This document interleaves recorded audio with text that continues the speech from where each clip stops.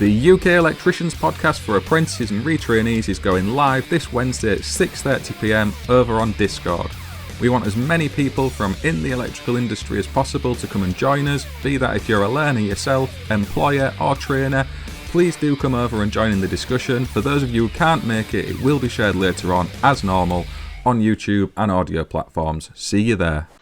Fingers crossed that everybody can hear me who is joining on the call, and this is the Apprentice 1-to-1 podcast. So I'm going to record this for release later on after the event, but hopefully we're going to get a few people joining us 6:30 on Wednesday. I don't know what the day is, I think it's the 30th, lose track around this time of year.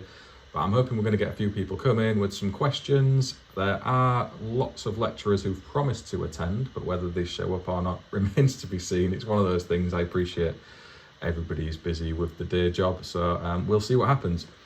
Before we start welcoming other people into this, we will just mention about the skills competitions that have been running this week. So for those of you who haven't seen, there's been a number of events that have been going on both nationally and internationally. So the NET, who I believe alongside Scullmore, the NIC, Electric Centre and Sparks magazine have a national event which kind of goes through regional entries, and then they get together, I think it was at Middlesbrough College this year, where the successful people from the regional event got together and did a national event, and the winner of that was Craig Fairweather, who was 23 years old, so he came in first with that one, and in second place there was Andrew Horn, and in third place Tommy Adlam. So well done to those three people who have done really well in a national event. I think these events are fantastic, and when other people join us on this call we'll have a little chat about that in more detail. But there was also the World Skills event, and I think that was from winners from last year's national event, I assume, got put forward to enter the international competition, which was over in Austria, I believe. And we had Alex Rendell representing the United Kingdom in that, and they did really well. There was loads of other categories as well amongst that particular event. It isn't just in the electrical industry. There's from hairdressing to all kinds of other industries where they have a massive skills event with people joining in and seeing how they get on an international competition. So I think that's fantastic, and well done to everybody who got involved with that and organised it. Like I say, these things seem to build up from a regional point of view all the way up to an international competition, and it's open to absolutely everybody. So that's really nice. I think that we do those kind of things out in industry, and people have an opportunity to go off and take part in these competitions. So sorry about that for those people who have maybe been trying to get in and now given up, but I think I've got it sorted. So if you are going to join us, you should now be able to get access to the call. If anyone's there and they've got any questions at all, just chuck them into the mix and we can discuss them. I can see there's two other people in here now. If you want to introduce yourselves, who's there? You're all right, mate. Can you hear me? I can hear you. Who's that? Hello. My name's Daniel. I spoke to you last time on the last Discord. I'm a retrainee, and you gave me some really good advice about talking to employers and at what point in my course I should be looking to gain experience, that kind of thing. I remember we had a little chat with Craig and Ricky, I think, who were on the call last time as well.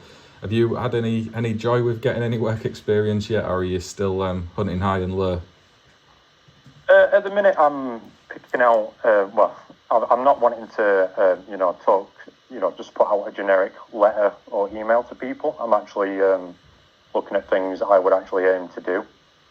So I've been in touch with a local firm around my area who install solar and heat pumps. And got to talk to somebody, and he seems pretty interested, and he's invited me to go meet up with him and have a chat. Fantastic, that's great. So I guess the big question is, when are you going to do that? Is it anytime soon, or is it a bit of a way away? Well, this is one of the things.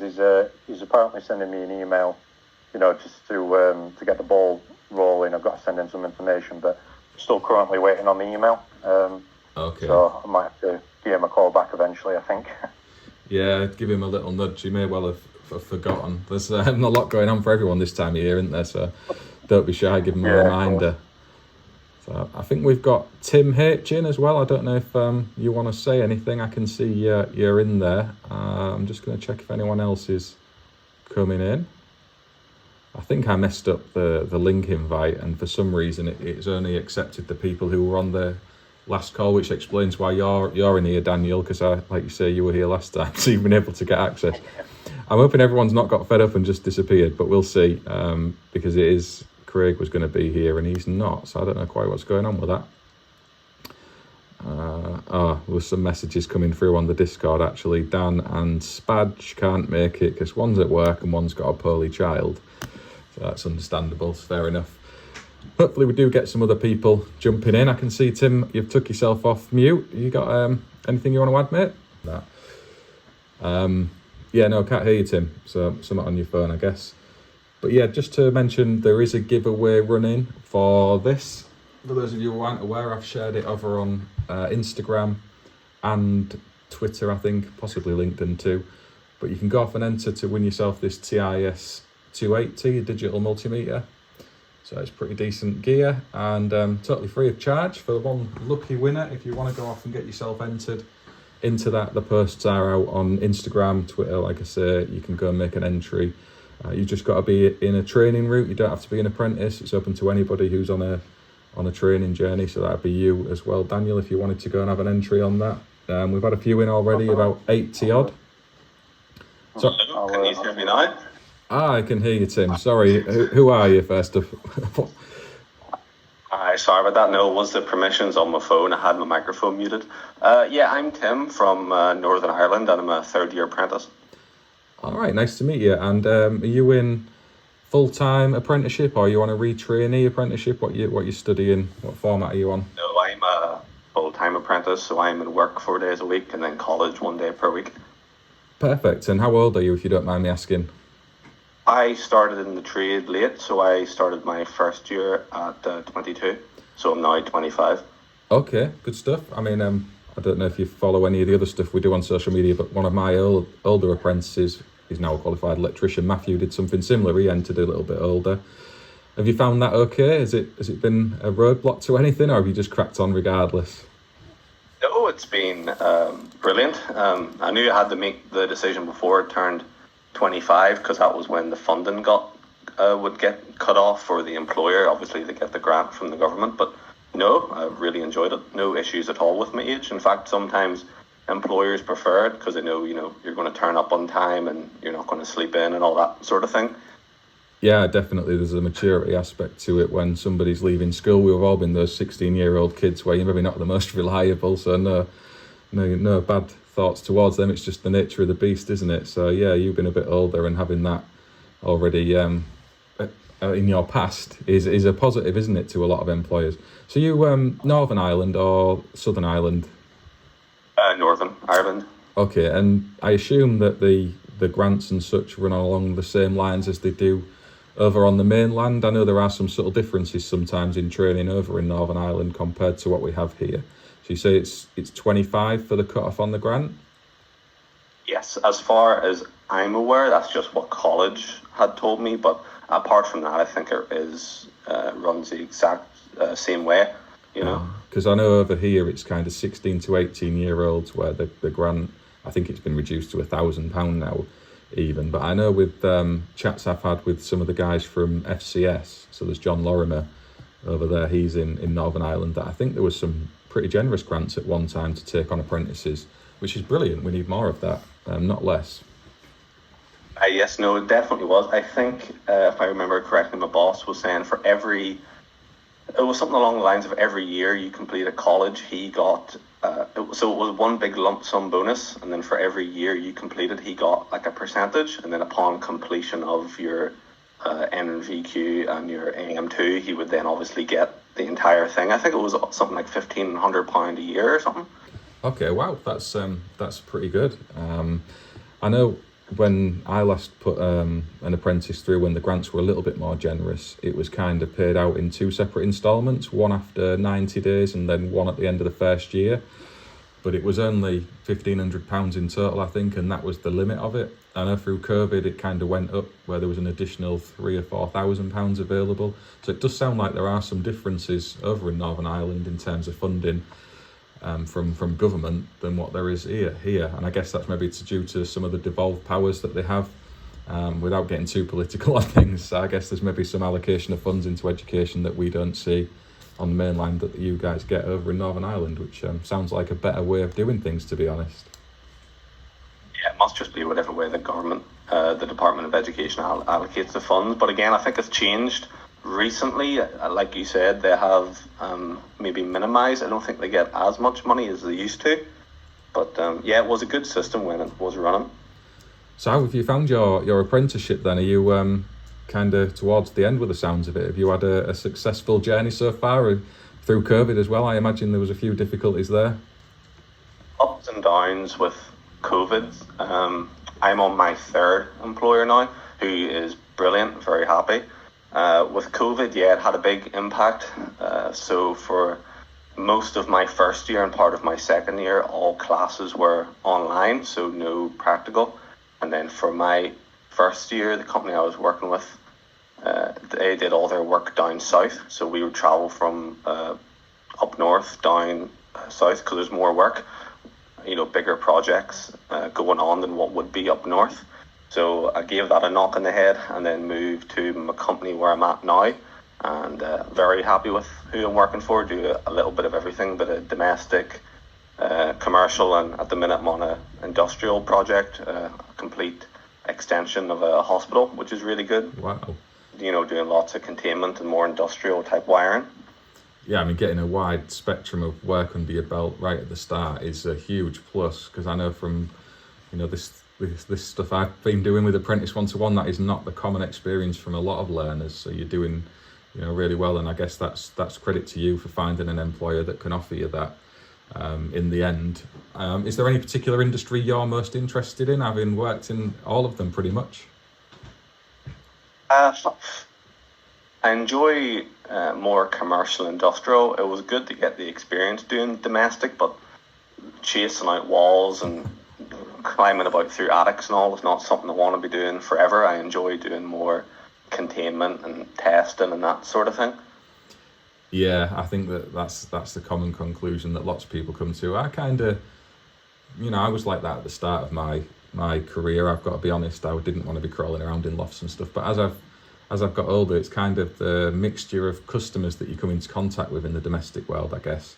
There's pluses and minuses to that, I will be totally honest, but I prefer now getting involved with the domestic market, just because of that more than anything. The people, sometimes when you're out on commercial sites and you're just off, pulling cables in and doing whatever, you get a bit solitary apart from the team you work with, and I find that it gives a bit of a wider social life in the day job, I suppose. So that's one of the reasons I now prefer the domestic market. But it's great that you found that for yourself. That's incredible, actually. So I'm really pleased for you, because we often hear some of the difficulties. It sounds like you've had a really good outcome in the end. Do you still have to do like an AM2 over in Northern Ireland? Yes, absolutely. So the way it works, I'm on EAL for a local college, and then some are city and guilds, and it's ran, each college does it slightly differently. So for example, Belfast Met, they're still city and guilds, and their apprentices are in for the first year 2 days a week, and then in second year 1 day a week, whereas I'm in 1 day a week for 3 years. So one of the apprentices we currently have at my firm, he is Belfast Met, so he's finishing now his time at college, and then I will be finished this year. So in his third and my fourth year, you work on your portfolio. I think it used to be called the NVQ or something, the Sparks were telling me, where you get pictures from site and then you do a write-up. And then once that is completed and you and your employer both agree, you then sit your AM2, and then after that you're qualified if you pass. Yeah, it sounds like the same sort of setup that we have over here. Have you got any trepidations around that, or are you just kind of cracking on for the minute and not worrying about it?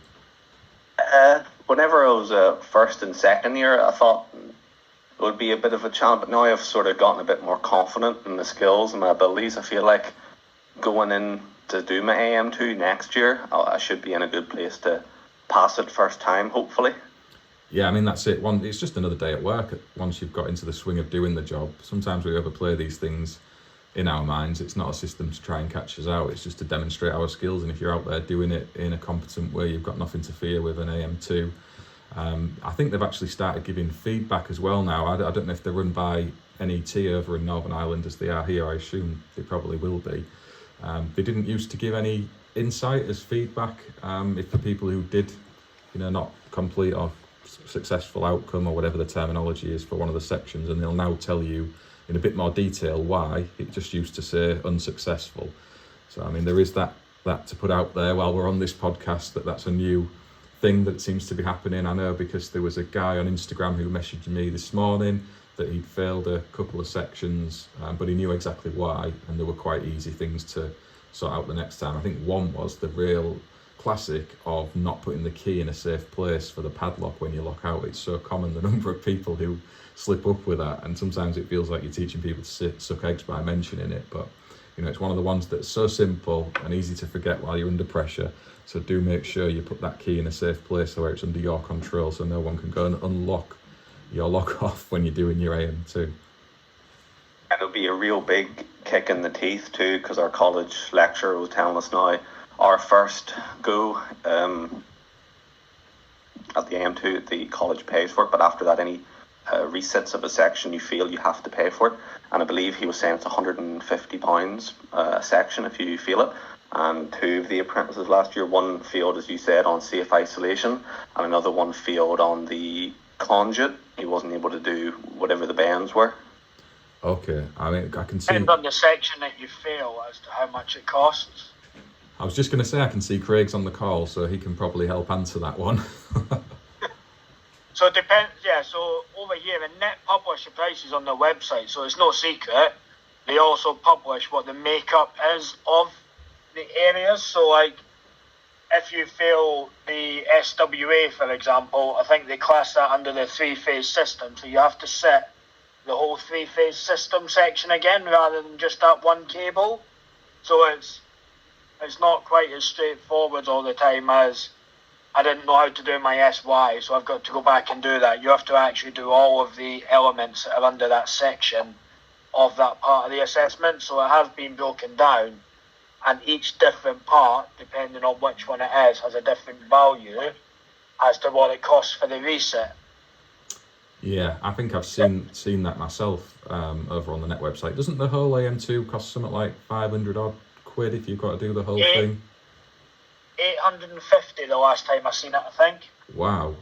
So I guess for you, Daniel, if you're going down your retrainee route, I assume you're self-funding, so that's something that you're going to have to factor in towards the end of your training, on a retrainee route, because if you want your gold card, you're still going to need to do your AM2, or have you got that factored in with your current costs? Well, with my course, you do get like a voucher for it, so I think you get basically one go. But if I failed that, I would have to pay for it again, which is just something I'll have to do basically.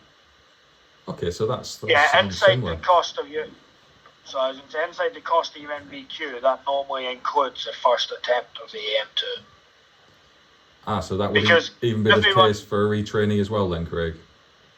Yeah, if they paid to enrol on the cost of the NVQ, it should include that AM2 cost with it, because everyone has a misconception of it, they're two separate entities, and they're not. All the AM2 actually is the final unit of the NVQ. So if you looked up 2357 NVQ, for example, it's got all the units you have to achieve, and the final unit on there is your 3-day AM2 assessment. You cannot achieve your NVQ without completing that assessment, which people have usually think they're two separate things. They are obviously a 3-day endpoint assessment, but it is actually a unit inside the NVQ to complete. That's an important message to keep emphasising, and I often slip up on that, to be honest, saying that they are two separate things, but you're dead right, obviously, because you're an expert in training. But it is an important thing to keep sharing to people that, if you're doing an MVQ, your AM2 is part of that. So sometimes some of these courses that crop up online. And if you go and look at Rogue Trainers on the test website, where you can see all of these qualified as an electrician and get your gold card, sometimes they draw you in with a low price at the start and you start paying for all these add-ons. But if you're on a legitimate training journey, it should all be included, as you guys have just said is your experience. So that's nice to see. Are you going to be doing your AM2 anytime soon, Daniel? I can't remember if we spoke about that last time you were on, so I do apologise. No, it's all right. No, I'm definitely a good while away from doing anything like the AM2. I'm still looking for, an employer to take me on. Once I've got somebody who'd be willing to take me on without the experience and train me on, then I'll start that journey. Ticking off the MBQ level 3. Just wanted to change subjects a little bit. What do you guys think about the domestic gold card that's coming in? Is that going to be something that can be self-funded, from people like me? It is going to be. Craig might follow on after me in a sec about that. But yeah, there's an experienced worker route that's currently in development. I don't know if they've released that as yet, but it's going to mirror pretty much what you can do for a traditional, if you like, electrical apprenticeship in this domestic only one. So it is going to be set up in a very similar way, but obviously you would be limited to single phase systems in domestic dwellings. But yeah, I think there's going to be a gold card. There'll be an endpoint assessment for that. There will be an experienced worker route for people to kind of transition into that industry if they've got prior experience and things, through a skills scan and such, as we've spoke about on the podcast before. And for those people who are retraining like yourself on full-time courses, I think there will be that offering where you can go off and do that learning and then do an MVQ portfolio and the AM2 appropriate to that. That's my understanding. I don't know if Craig is going to correct me on all of that, if you want to jump in, mate.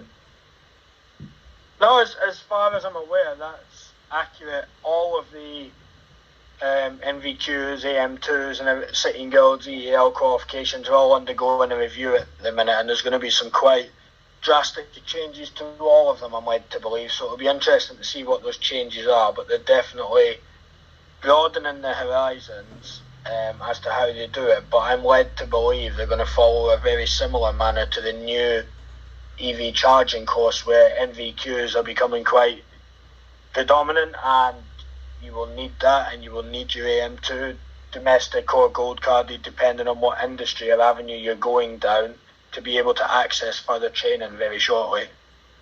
Okay, that's interesting. So I mean, it does seem like there's a huge effort from industry to transform all of these things all at once, and it is getting a little bit confusing, I think, for those people who are just entering into industry. I guess if you're a school leaver September 2023, it might all look very different to what it does now, which is interesting.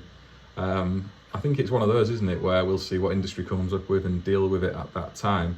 So are you aware of any difference in Northern Ireland, Craig, just while I remember, because Tim's just mentioned there about the funding and things that they get over in Northern Ireland, and it sounds very different to what we get here. Have you got any knowledge in and around any of that?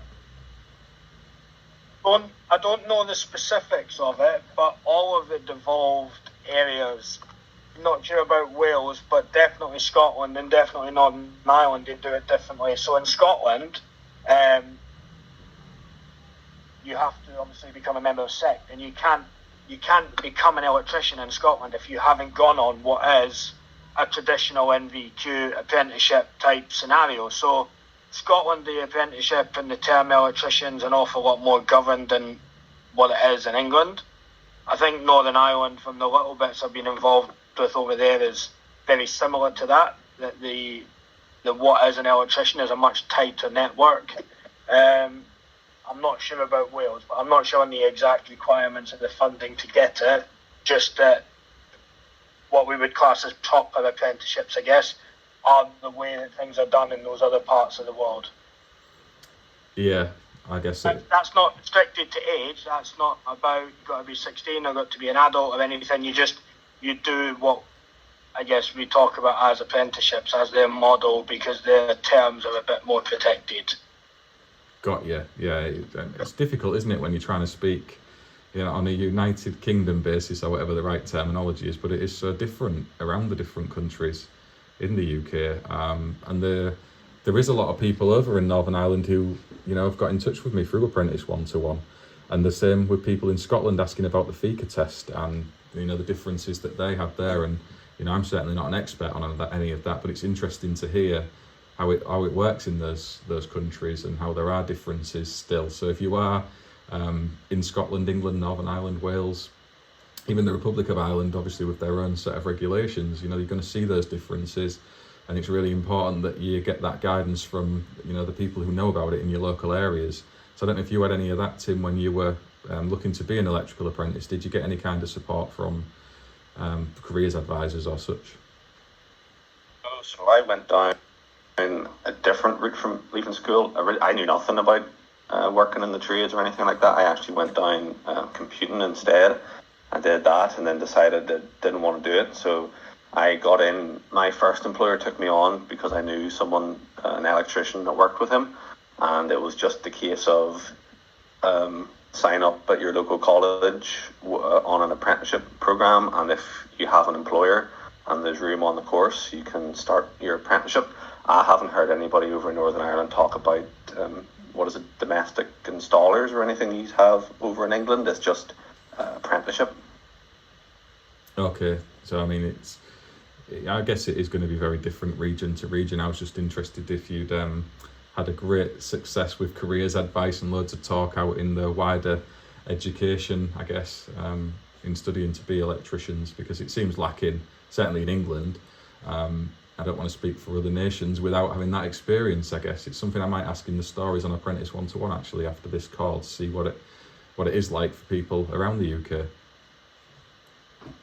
I think that generally, although everyone has good and bad experiences, because they only have one kind of route or one kind of option predominantly, I think it's a much clearer situation to deal with. That makes sense. So if you've got the defined route, muddy the waters quite a lot. We do, don't we? We really do.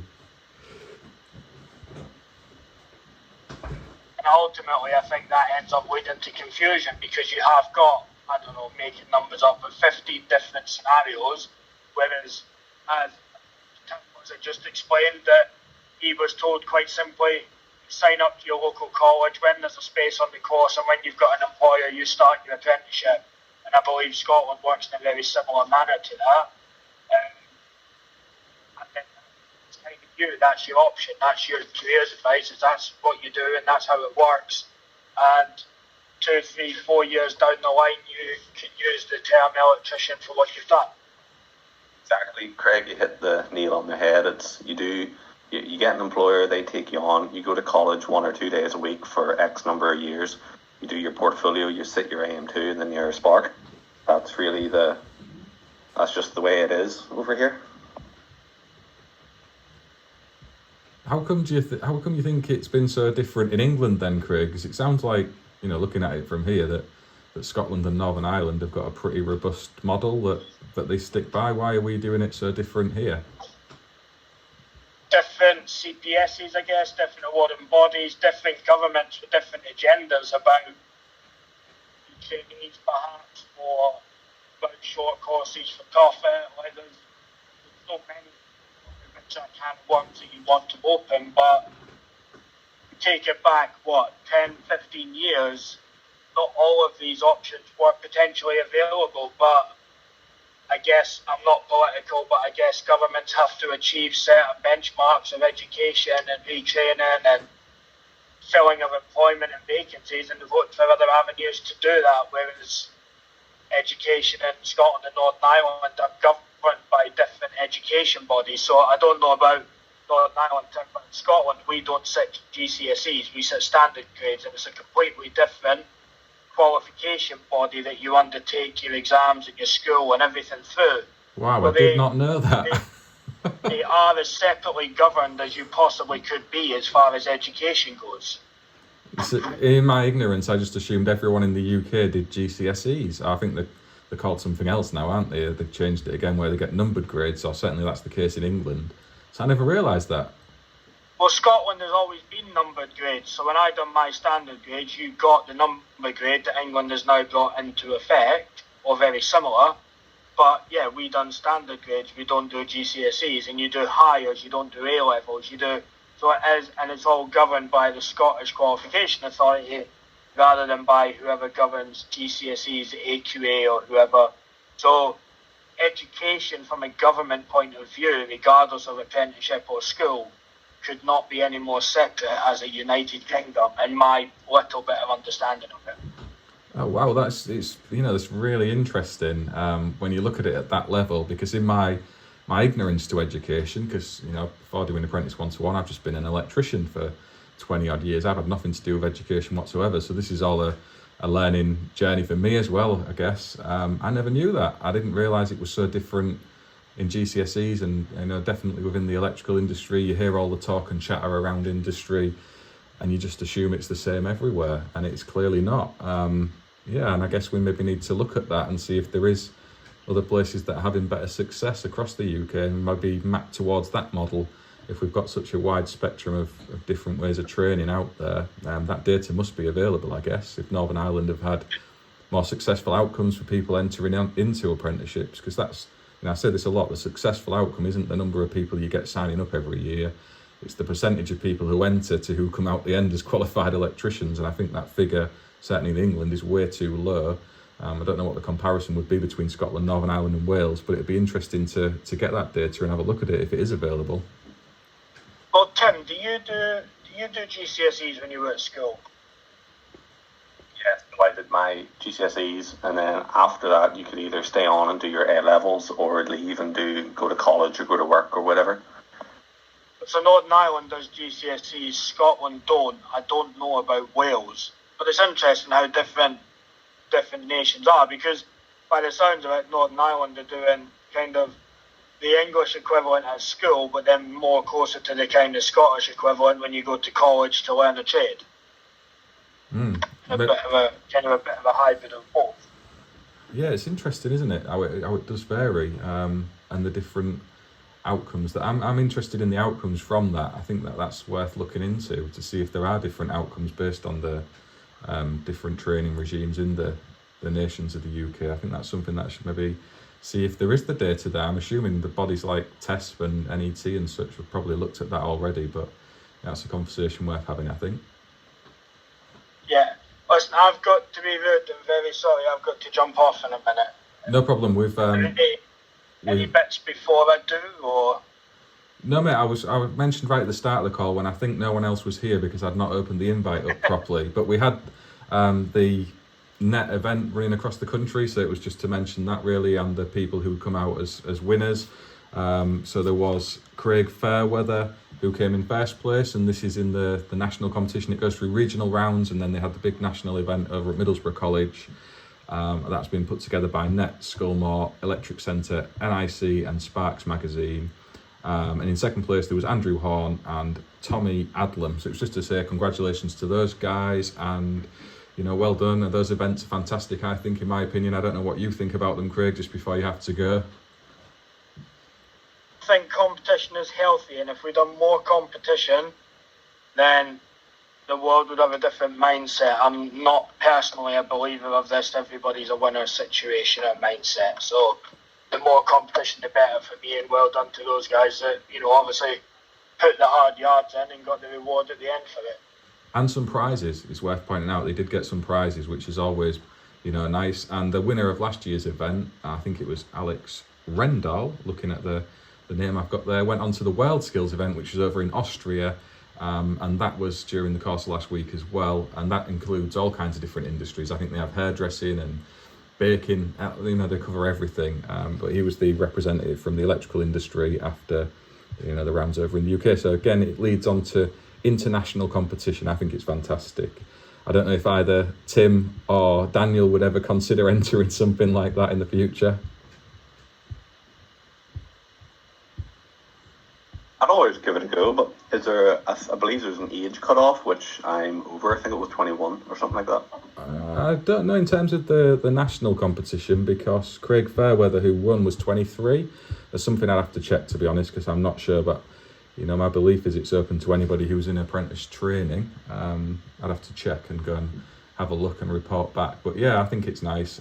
I'd certainly have a go at it if I was young enough and still on my learning journey. I'm sure I wouldn't be anything like decent enough to make it to even a regional final. So, the standard, the posts are all over social media if you want to go and have a look at them. The standard that was shown, is off the scale. There's some really high quality work there, and it's encouraging to see young people, especially people fresh to industry as well, who are a little bit older, putting out fantastic standard of work. It's often, it's said that people coming into industry now are, not up to the standards of the past. That's nonsense. I think there's loads of really high quality people coming into the electrical industry. It's just unfortunate that social media seems to grasp onto some of the less good and hold that up as the datum when it's datum point for industry, when that's just not the case.